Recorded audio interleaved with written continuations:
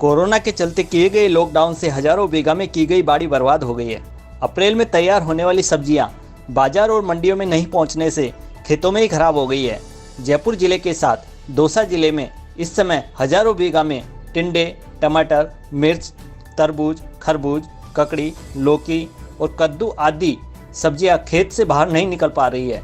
जो सब्जियां जैसे तैसे बाहर जा रही है, उनके खरीदार नहीं मिलने से चारे के भाव में भी नहीं बिक रही है।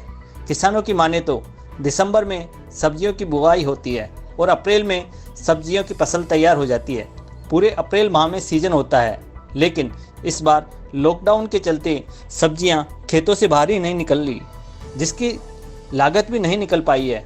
जो सब्जियां बाहर बेचने जा रहे हैं, उनके खरीदार नहीं मिलने से किसान गौशालाओं में डालकर आ रहे हैं। कुछ सब्जियां खेतों में ही खराब हो रही है।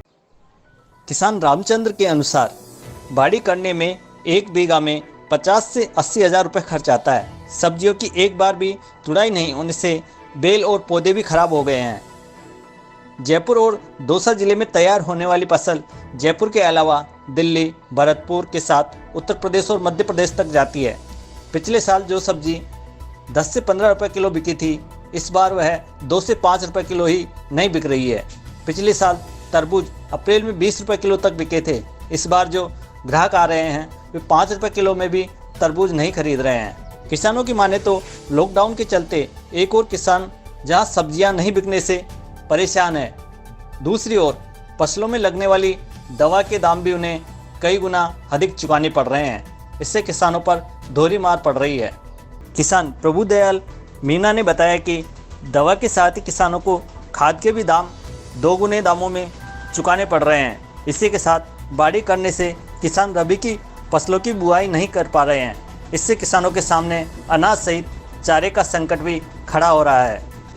इस बार ये मतीरा, घिया, तरबूज एक लगाए हैं ना, इनके अंदर बहुत नुकसान हो रहा है। जैसे खरीदार कोई मिल नहीं रहा है, इनके दुकानदार के जो बीज के पैसे वसूल नहीं हो रहे, दवाई महंगी दवाई दे रहे हैं। लॉकडाउन की वजह से दवाई भी उधार में, पहले तो उधार में मिल जाती थी। 100 रुपये की दवाई दुकानदार 500 रुपये में दे रहा है। वो उधार भी नहीं मिल रही है, अब पैसे से भी नहीं मिल रही है, जिसकी वजह से हमने बहुत ज़्यादा कर्जा इसके अंदर कर लिया। फसल के मात्र 2-2, 3-3 बीघा जमी थी, जिसके अंदर भी मतीरा लगा कर भाई इनका खर्चे पानी निकल जाएगा, परिवार का पालन पोषण हो जाएगा।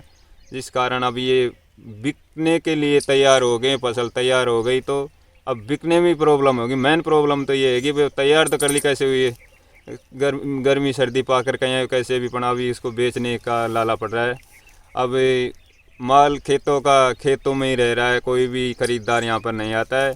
बाकी वहाँ भी बराबर जीरो बैलेंस में जा रहा है, माल के किराया नहीं निकलता है, गाड़ी का जाता है। तो लॉकडाउन के चलते हुए हमारे तरबूज हैं, घिया है, लौकी है, कद्दू है, इनको अप्रैल का सीज़न चलता है, इन्हीं से हमारा सब कुछ चलता है। और ये जो इनका कोई ख़रीदार नहीं मिल पा रहा है, गाड़ी लेके जाते हैं और वहाँ पे दो दिन खड़ी हो जाती है और वापस गौशालाओं में डाल के आ जाते हैं। दिसंबर महीने में जो हमें तरबूज लगाते हैं, उसका सीज़न अप्रैल महीने में 1 महीने का चलता है। और इस लॉकडाउन की वजह से अब की बार हमको गई बार की तरह भाव नहीं मिला। 2 रुपये किलो मंडी में गौशाला में पड़क के आते हैं। और ना ही तो हमको दवा के पैसे वसूल कर रहे हैं, न ही बीज के। दुकानदार आड़तिया के पास ले जाते तो वापस माल को बेच देते। कहाँ बेचे हम? कद्दू का और तरबूज का तो कोई बिल्कुल ही खरीदार नहीं मिल रहा है हमको।